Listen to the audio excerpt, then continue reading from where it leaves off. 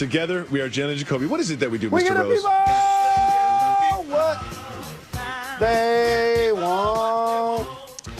The Cleveland Cavaliers were about to earn their 9th straight win in a row when they were playing the Miami Heat. LeBron James went to the basket. Here he is to his left. Got a little bump, nothing crazy, and then he got mad. He goes over to the official. He's cursing. The official didn't want to hear it and threw LeBron James out of the game. Bit controversial. Some people think it was a bit quick that he was thrown out. Do you think LeBron James is treated fairly by the referees?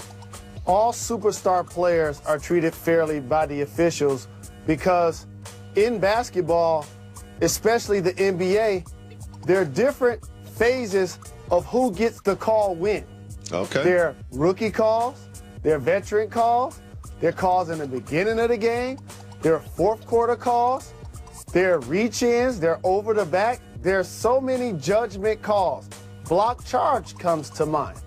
So based on that, when you have won as many MVPs and championships as LeBron James and accomplished so much in the league and become an iconic figure, of course you get preferential treatment from the officials, and rightfully so. So he is, as you can see on the screen, he's averaging a career low of 5.4 3 throws a game, even though he is scoring around the bucket at his normal tick. And another thing is this, is I think he's kind of getting Shaquille'd. Like, he's just so strong that the contact doesn't feel like contact, and he's so good at re-squaring his shoulders to the basket after taking the contact that the referee kind of feels like, oh, you should have made that shot anyway. Like, I actually feel like he should get more calls than he does, even though he's a superstar. Do you agree with that? He doesn't do a lot of flopping. He doesn't do a lot of flailing. Anymore. He used to flop. Which is something that the officials sometimes fall for. But the reason why he doesn't get the calls based on you just giving his average free throw numbers being the lowest of his career, because he out there bullying. Mm-hmm. And when you going through players on the post and on drives, and then you still finish it or you dunk over the top, there's no need to call a foul. That's kind of how I feel it's happening. Like, I think he gets fouled a lot and doesn't get called because he's just like, the contact doesn't really dissuade him from what he was trying to do in the first place. The ref just sees him doing whatever he wants. It's like, yeah, I'm not going to give him another point for this take because he just got a layup off of this and there's two players on the ground from the opposing team. That's the game within the game. How many times where he's going to do a reach in and the ninth man is going to do a reach in simultaneously, the other guy's going to get the foul called on him. That's just how it works in the game. You know, and when you're a superstar like LeBron James, when it's time for him to get the calls, guess what's going to happen? He will be going to the line. Well, he did get kicked out. And remember he said that Enes Kanter always has something to say? You wouldn't believe this, but he got kicked out, and Enes Kanter had something to say. He fired up his Twitter fingers, put this out into the world, where he called the referee, Kane Fitzgerald, the king of Cleveland, his favorite playground. I always say you can be mean if you're funny. Is this mean? Is this funny? I also always say this, you want to beef up. Do you support Enes Kanter beefing up at LeBron James? I do, because here's what has happened. Enes Kanter understands that you don't have to throw a punch or take a punch to make fans feel like you're about that life. And playing in New York City is just like playing in Detroit and a lot of other towns. We want a physically tough team that just so happens to be really good.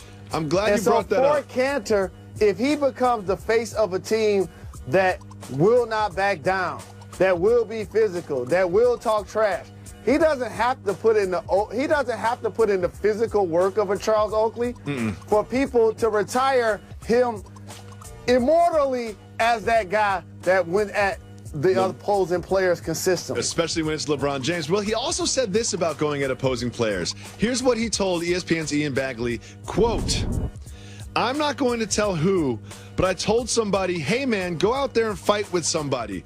It will get the energy up. No, I'm serious. If you go out there and you just hit somebody or fight with somebody, just get a technical foul, I will pay the fine. I don't care. Just go out there, do your thing, because we need that energy. We need that fight. It doesn't matter if we're down by 25. A fight, get a technical foul, the crowd is in it, and they're going to get nervous."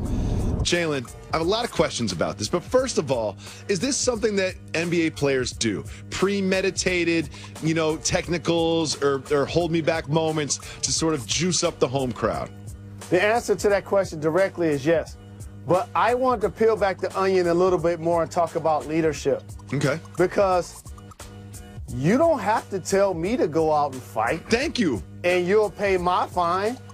You go right ahead. That's what I was wondering the whole time. I was like, was he at the end of the bench? Was he hurt? Was he in a suit? Was he allowed to play? Because this reminds me of something that you do sometimes. You do this, and you're guilty of this sometimes too. You know what you should do, Jacoby? Do you know what email you should write, Jacoby? And that's what I feel like Ennis Cantor was doing. You know what I mean? He was just like, Rick James, like, do you know what we need right now? We need you to go out there and start a fight with Willie Reed. It's like, I don't want to start a fight with Willie Reed. I'll pay the fine. Yeah, how about you pay your own fine? Yeah, exactly. How about you go out there, you start a fight with Willie Reed, you pay your own fine, and you be that leader. I'm so glad you brought this up, Jalen, because that's exactly what I thought. That was my second question on this. Is like, how come he's telling someone else to do this? And that's exactly where you went first. I love doing this show with you, Jalen. And supporters of Jalen and Jacoby understand a few things that we've pitched to the commissioner, Adam Silver. A couple of these things are going to happen. Now, I don't think LeBron's going to get a chance to wear a do-rag during an NBA game. Nah, that one might be a little far-fetched. But 1 through 16 seeding That's gonna happen. in the playoffs. It's going to happen. We all know it's going to happen. And here's the other thing for the great commissioner of the NBA. Mr. Silver? When a player or coach or an organization is fined, that money should stay in that local community that supports that team. It should not just go to a big pool of money that gets distributed. The NBA does a terrific job, probably the best of any league internationally, of giving back to communities. Yep. I see no problem with giving back to the 30 cities, towns, communities that support the teams all of the fine money at the end of each season. I completely agree, and something tells me that that is going to happen. When we come back, the NFL is looking to put $100 million back into certain communities, but it's a little fishy. We'll explain after this.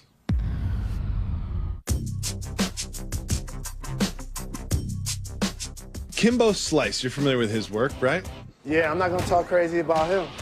Ken Shamrock, you're familiar. You know Ken Shamrock? I do. They were scheduled to fight each other, and not one, but both of them failed the drug test. Okay, so isn't that fair?